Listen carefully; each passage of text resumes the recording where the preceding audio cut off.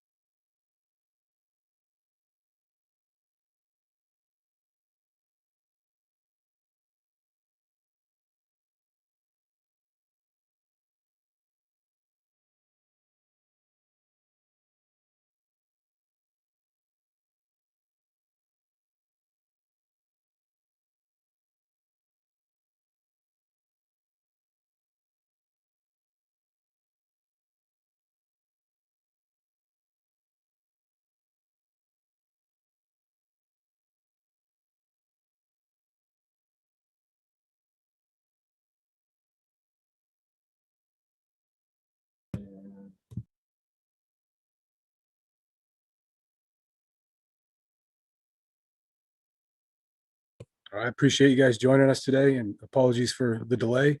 Appreciate you joining us for National Signing Day press conference with head coach Andy Avalos.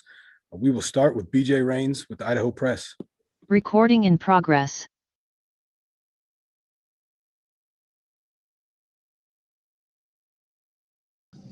Sorry, I didn't know we were going right to questions.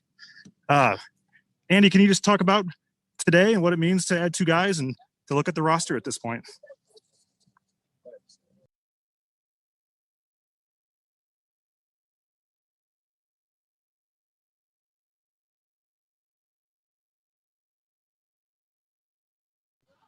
I think Andy's still muted. I'm not sure if it's just me or.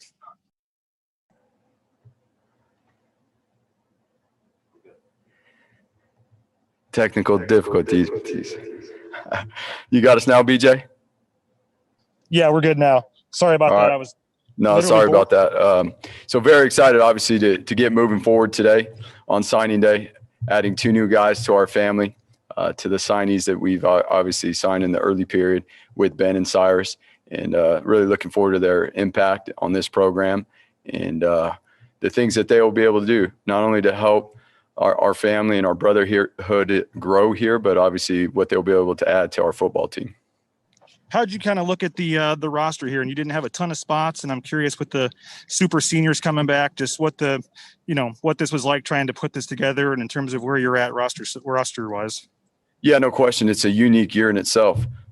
With the super seniors being able to come back, which we're very excited about, those 8 guys being able to come back. Those guys are tremendous leaders. They have been in their time here at Boise State and will continue to do so. They're doing an unbelievable job right now, helping us create the environment that we want to live in, grow in, and thrive in.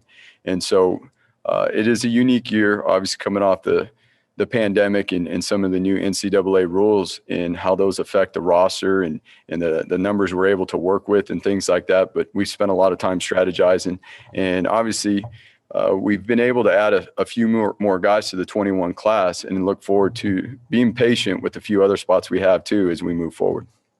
And final one for me. I mean, what was this like for you? Obviously with the early signing period, this changes. You already had, most of the class signed already. So you're able to focus on the staff, and you didn't have a lot to do in recruiting these first couple of weeks. What was, I guess, that like, and that change this year where you weren't having to try to go sign a whole class right now? Yes, no question. It was obviously re-recruiting and reconnecting and building all those relationships with the guys that have already signed. Obviously, we have 5 players that are early enrolled and are here on campus. So it's been fun. It's allowed us to really focus on our team, the family we're building here through the coaches that are coming in, and obviously the new players that we've brought into the brotherhood. And so it has been a process throughout the last three weeks here that we look forward to building on as well as we move into the future. Thanks, Andy. All right, Ron Counts with the Idaho Statesman. So, Coach, one of the guys you added today was the running back from Oregon, Cyrus Habibi Likio. Hopefully I didn't butcher that last name. What do you know about him from Oregon, and what convinced you that he fits well in the Boise State mold? Tremendous competitor. He, the way he carries himself on and off the field, he fits this brotherhood that we have here. He is obviously a tremendous player on the field, but who he is and what he brings to this program, he's going to have an instant impact. We obviously add a very talented player to the stable and the running back room, and we're looking forward to all those guys competing together and obviously helping our offense succeed. Do you feel like you guys are done with this class, or are there some areas where you guys might address in the future through the transfer portal? There are some opportunities for us to continue to build this class, to continue to build our team. And again, just with the year that we've come out of and the new rules within the NCAA in relation to the COVID rules and being able to continue to build our roster forward, we will have opportunities to continue to build. Are there any specific positions you're looking at where you might add a transfer? Yeah, we have a few on the defensive side of the ball within our secondary, and then up front with our D line, and then on the offensive side of the ball as well as up front in the O line, we'll have an opportunity to continue to build ourselves in those areas. And I'm curious about one of your latest additions to the staff, Kiyoshi Harris from Independence. I saw that he mentioned that you and he had been friends for a long time. How well do you know him, and what exactly is his role on the staff? Yeah, so he is the coordinator of recruiting relations and our player personnel. And in doing so, he's obviously had many roles in this profession. We met back in Southern California where he was an O-line coach and did a tremendous job at a junior college there, not only developing offensive linemen in the way he taught and coached, but as well as recruiting. And number one, it starts with people. And he has done an unbelievable job, obviously elevating himself and providing himself with opportunities because of who he is as a person, how well organized he is, and how well, he operates within this profession to have an impact on young men. Thank you. All right, we'll go to Jay Tust with KTVB next, followed by Bob Beeler. What's up, Andy? How you doing? You got me? Okay. Andy, I know that you added a couple of guys in this recruiting class, specifically from the state of Idaho. I know you can only really talk about one of them, but how much do you appreciate the talent that is here in Idaho, and how much do you want them to be a part of your program? There's no question. The young men that have come from the state of Idaho and entered into this program have helped build this tradition. And they're a huge factor of what we've been able to do here at Boise State over the course of many years. And we will continue to find those young men that want to represent, obviously, Boise State and represent their state. And we will continue to evaluate the state and build those connections and work all over the state. It's a beautiful state to see, and we intend, when we can get back out on the road, to drive and see every corner of it.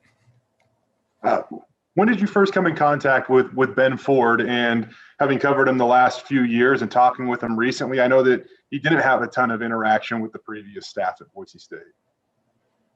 Well, it was a few weeks back as we started to evaluate our roster, our team, and where the needs were going to be going forward, and the recruits that were available who could help our team, not only as players, but number one, as people, young men that could come in here and impact this environment, not only on the field, but off the field. And so being able to create those relationships with Ben and his family was huge.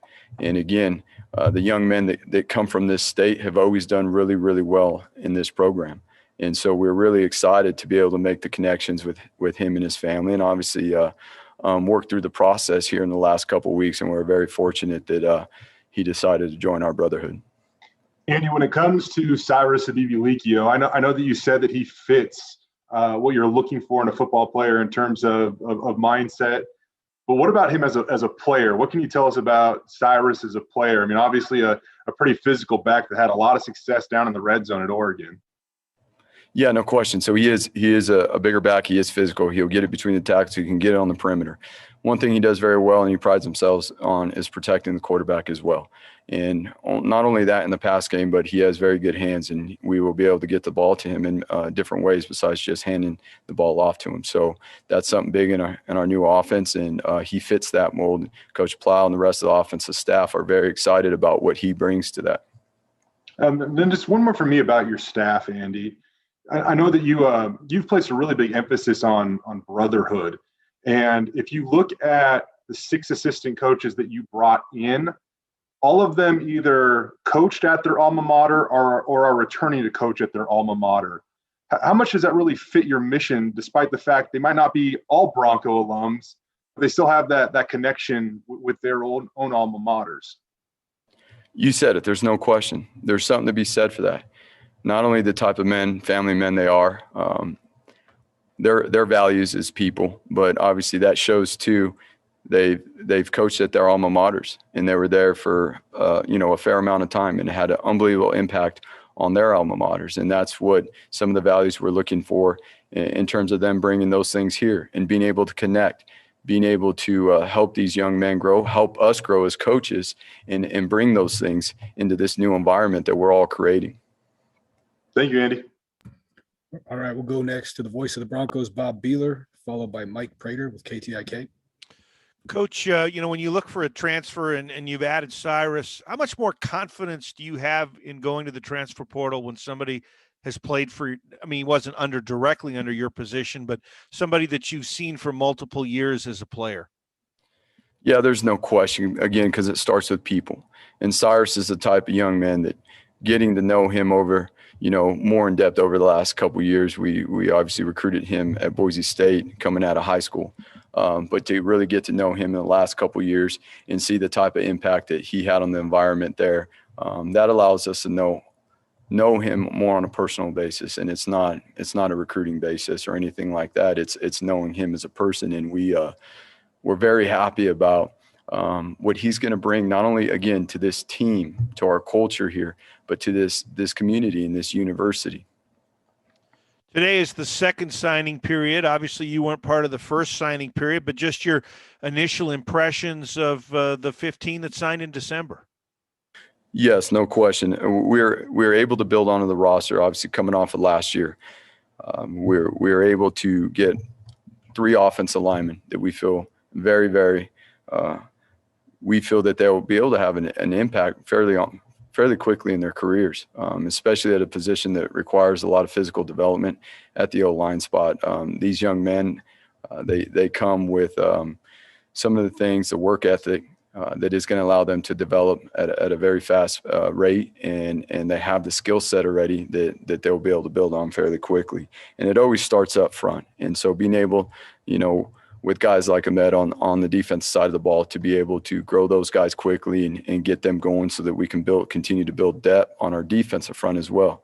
And then at the skill positions, did a really nice job in the early signing period with identifying and evaluating wide receivers and DBs that we feel not only will be able to learn our schematics and fit into this new environment, but obviously that will allow them to have a big impact on the field. And lastly, you got, I think, 4 or 5 guys that are on campus from that first group. Initial impressions of them in person. Yeah, so it's exciting to be able to see, not just have to watch high school film or whatever film they're able to generate from last year, given their circumstances and whatever state they played in, but to be able to see them here in these last couple of weeks, see them working out, be able to connect with them in person has been huge. And we're really excited about, again, being able to get a jump start on not just the physical development, but the mental development that has to take place in order for these young men to be able to play this fall. Thanks, Coach.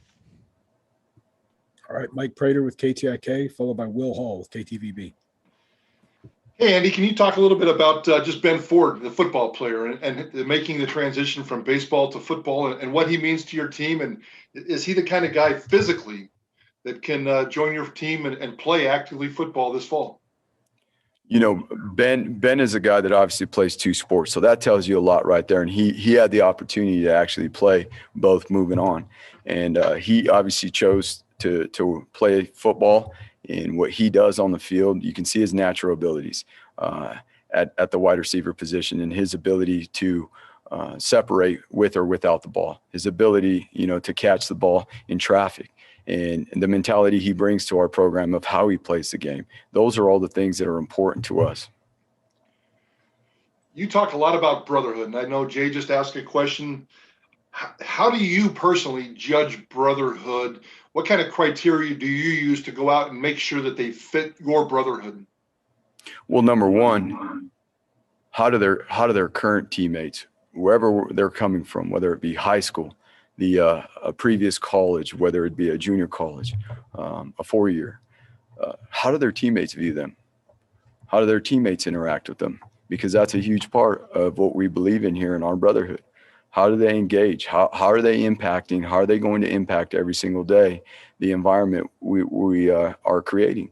And so that's a huge part of it for us. We obviously have a tradition here, the Bronco way, of which we will help every individual that comes into this program understand and learn and be able to live and grow and thrive in. And that's what's important.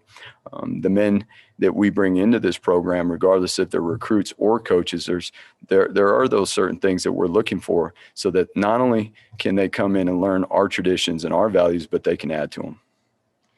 Andy, I was just going to throw out a couple of quickies on some roster maintenance. It sounds like you have a couple of scholarships to give. Do you have any idea what your scholarship number is at now? Did you lose any players off the roster during the semester transition? And who are the players that are enrolled early and are on campus this semester right now? Okay, so there's a lot of questions in there. Sorry. We obviously do have an accurate count of where we're at on the roster. We will be able to add, we'll be able to add roughly a handful more of players to our roster as we move forward. And in no rush, we will identify people first and then look for the specific talents and skill sets needed to improve ourselves. And so the second part of that, you're asking about the 5 that have already enrolled? Yes, sir. Yep. So, being able to see them start to train and work with our new strength coach and not only obviously in the weight room, but more importantly, how they move on the football field in terms of their change of direction, their acceleration and things like that. We're really excited about, Caden, who is a wide receiver that's coming to us from Colorado, and what he's going to be able to do and add into that room that is, we feel pretty good about. The depth in that room is deep, and we're excited about that. Talon, quarterback, he might be the tallest guy on the team, and he is a guy that can make plays obviously with his arm and with his feet, and that causes stress to the defense. James is a edge player that has a very, very high ceiling. He's got the fast twitch off the ball, got the hip flexibility to be able to create some havoc on the edge or inside. And then obviously Shea at the safety position, a position where we have veterans coming back, but we need to continue to build the depth there, and excited about seeing what he can do. And then Isaiah as well, another DB that will be able to come in and provide some depth and grow and find his way onto the field, we feel, pretty quickly. And did you lose anybody off your roster in the transition? No, we haven't. Thanks, Andy. All right, next we'll go to Will Hall with KTVB, followed by Johnny Mallory with KTIK. Andy, when it comes to the staff that you've hired at your alma mater, what most excites you about the guys you've brought in? The energy that they bring, the excitement. We sought to find not only as we're speaking about players, but coaches who wanted to be here more than anything. And there are a lot of coaches. A lot of these coaches had a lot of opportunities to go elsewhere, but this was a fit for them. This was a fit. They wanted to be here. Their families wanted to be here, wanted to be a part of this community, this university. And that's a big part of it. This community sells itself. And when these men were able to come here, the ones that had not been here, and see what Boise and the surrounding area is, it's an easy sell for them and for their families to be able to come here, raise their kids, and grow. I was talking with Ben yesterday, and obviously you touched on it. He had the opportunity to go play baseball, but he kept coming back to he loves the game of football. How important is that quality when it comes to recruiting? Yes, there's no question. The love of the game, and Ben exemplifies that. And as we work through the process, obviously with Ben, with his opportunities, it really came down to where his heart was at. And your heart obviously has to be in this game. This is a very difficult and challenging game in terms of the demands and the requirements and the sacrifice that goes into it. And obviously we're extremely happy, that Ben chose to play football, and that tells you exactly where his heart is. And not only, to play the game, but to play the game here and to be on the blue in this community that he grew up in. Thanks, Andy. All right, Johnny Mallory, and then we'll circle back for a couple follow-ups. Yeah, Coach. How do you and your staff plan on attacking the transfer portal and making that a part of Bronco recruiting? It looks like it's only going to get bigger, and it looks like there's a lot of talented kids in there. How do you guys plan on using that? Well, there's no question that it is a huge part of recruiting. That's where the game is changing. It is changing. And as the game changes, you got to adapt, you got to adjust, and you got to stay out in front of things. And the one thing that, we will continue to do is be very diligent, again, about the people that we bring into this program. Number one, that's everything. We bring people into this environment. First and foremost, how they impact this matters a lot more to us than how they will impact on the field. And so the transfer portal is a whole nother sector of football now, and how we evaluate, how we identify, how we evaluate, and then how we connect to identify if certain individuals are the right people to bring here.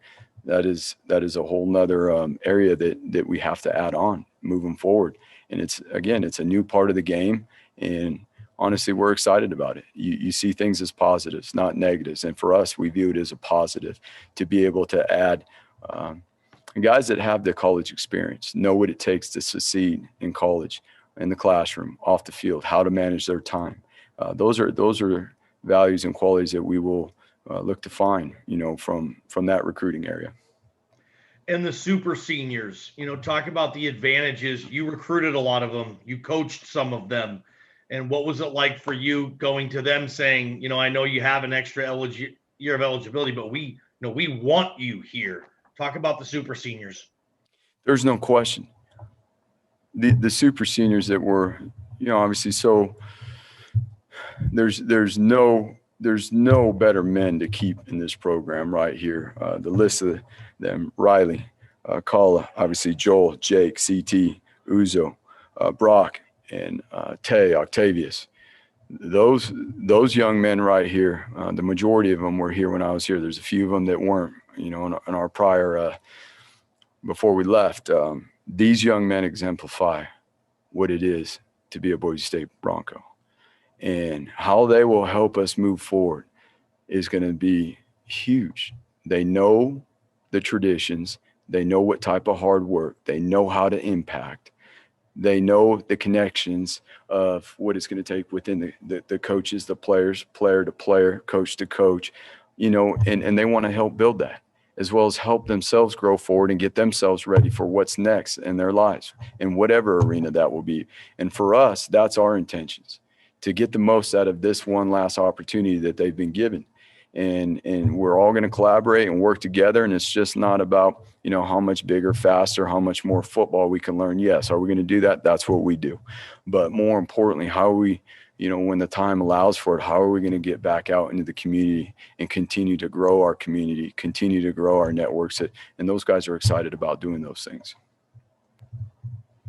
All right. Next up, Jay Tust, and then we'll go to Tom Scott. All right. Andy, Andy, this is your first recruiting class since you've returned to your alma mater. What do you make of it in the sense that you did only have to really go out and find a couple of guys? It wasn't, a few years ago when there was no such thing as the early signing period. You would have been scrambling to find 25 guys in just a few weeks. Yeah, it's a tremendous advantage, of course. There's no doubt about it. And, obviously to the coaches that stayed on staff here, Coach Danielson, Coach Ridd, Coach Miller, Coach Winston, those guys did a tremendous job. And making sure that the early signees were brought along through the process, helped connect us all together. And that is a huge advantage. And being that we didn't have to rush, we don't have to rush. We don't have to rush going forward. We are always going to be very diligent with our evaluation process and how we identify guys, and then going forward, looking for the blue collar traits, looking for the mindset traits, looking for how guys are able to relate to their teammates and to their coaches. And so that's a huge advantage for us. Even prior to your arrival, this was a question that came up due to the COVID circumstances, going above that 85 limit. Are you guys able to do that? And what has your communication been like with Jeremiah Dickey as you do try to figure out some clarity in that area? Yeah, so we've been able to work through that, starting with our AD, Jeremiah. He's been unbelievable in his support and being able to go above the 85, and as well as, our community and helping us and the people that back. And we're really excited about working through that and finding solutions to allow our super seniors to come back while continuing to add and build, into the younger classes of our program. And that's huge. That roster management piece right there, not only for this year, but for going forward and continuing to build our classes and keep the numbers within each class where they should be, because things can get thrown off really quick. And this is new. This isn't only new, obviously, to a new head coach or being at a new university. This is something that's new for everybody. And as we work through this, we work through it together. And Jeremiah has been unbelievable to work through this with, and very supportive, and in terms of allowing us in the immediate to create the best team we could possibly can while managing our roster. I think just finally for me, what's been the funnest part of these last, 3.5 weeks for you? Sitting in my office and having meetings with the players and hanging out, going and watching them work out. That's been the funnest, being back around the players, being around these new coaches, getting everybody back together. Obviously there's a long list of things to do, and there will continue to be a long list of things. I don't know in this position that list is ever going to get short, but the engagement and being able to hang out with these players, that's by far been the funnest thing. Thank you, Andy. We'll go Tom Scott and then Michael Johnson. Hey, Andy, Jay just kind of stole my question about the craziness of what would have been 5 years ago. So I'll just move ahead to spring football. Do you have a start date for that? And do you have kind of an extensive COVID backup plan in case things go sideways? Yeah, no question. There's got to be a plan A, plan B, and a plan C. And so we do. March 12th, we'll kick it off. We'll get going. We're very excited about that date and how we plan moving up to that date. We have contingency plans in the event that things we have to adjust on our way to March 12th. But as always, we have a plan. We've planned our work. We work our plan, and we'll have another plan to adjust and handle the things that may come up that cause us to do so. But we're off to a great start. The players have been tremendous with the workouts. Obviously, Coach Kagi, our strength coach, and his staff are doing an unbelievable job. The players and the strength coaches are very excited about how they're working together right now, the things that they are doing. And that's going to allow us to continue to grow and develop as we work our way here into February, the middle of February, and obviously the end of February is going to be a huge part as we start to move into March, engaging where we're at, preparing our bodies, preparing our minds for that March 12th start date. And then my only other question would be to clarify, is there an established scholarship limit number over the 85 because of the extra year of eligibility? I mean, nationwide? Well, for us, it's really it really comes down to the university. And so over the 85, we've been very fortunate to take care of our 8 super seniors that are coming back, again, through the administration and what Jeremiah has been able to do. Great. Thank you. All right, Michael Johnson.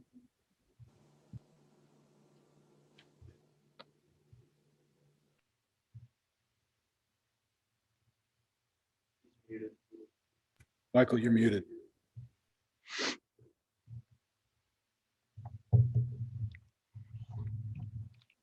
Hey, Andy. I just wanted to ask a question about this coaching staff you've put together. You have a lot of people that have come through Boise State themselves, and then also you have had a lot of success in retaining players. And a lot of times when there's coaching changes, like there might be a lot of players that might want to leave because it wasn't what they signed up for. What does it say about your approach to maintaining the players that you have, and then also the coaching staff that you're put together, that you've been successful in maintaining everyone that you have? Well, it's a really, the mission is to make it a collaboration, and then from there we can align. If we can collaborate by creating relationships, identifying why people are who they are, what motivates them, and we could connect and engage in those things. Then we can set standards that will allow us to succeed, standards that will allow us to become what we want to become. And at that point, then we can hold ourselves to those standards within this environment that we're creating. And then that's where we get the real development. And when it's a collaboration of everybody, experiences, thoughts, things that we want to keep the same, things that we want to adjust, I think people buy into that. People are excited about being a part of that. They're invested in that.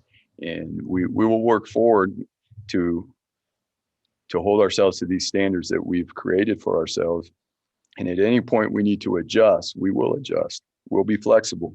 But the one thing that we won't be flexible on is our agreement to how we treat each other, how we work together, and obviously how we grow together. And ultimately that's going to allow us as a family to develop. Thank you. All right, next up, Ron Counts, Idaho Statesman. Coach, kind of circling back to the 8 super seniors, how did you guys as a staff approach that decision? Did you guys leave it up to the players to decide if they wanted to come back, or did you guys have to have some tough conversations with some guys? When we came in, these were the 8 players that identified, that they wanted to come back. And those were opportunities, obviously, that were in conversation prior to us getting here. And so being able to pick up and continue those conversations with these 8 young men that decided that they had unfinished business on the football field. And we were thrilled to continue those conversations. And obviously, as we spoke about, our administration has done an unbelievable job allowing us, to grant those guys their another senior year, and while allowing us to continue to build a program within the 85. And one guy who's not coming back, Jalen Walker, played a lot of snaps the last several years here. What were those conversations like with him, and what was his reasoning for not coming back? Well, I mean, obviously we'll keep some of that private because it's a relationship that we've obviously had prior to. But as with him and 10 other guys, now was a time for them to move on in their lives, and in whatever facet that is, to move into whatever arena is next. And we support those guys on that. we will continue to support them. We'll continue to be here for them. And those are the things that we're going to continue to work through as we handle these new situations. This is the first year, obviously, where we're able to provide an extra year. And so, again, it is about for the guys that have unfinished business here, the guys that absolutely want to be here and continue to live, grow, and thrive here in this environment. Thank you. All right, guys, appreciate you joining us today. That's all the time we have. Go Broncos. Thanks, Coach. Go Broncos. Recording stopped.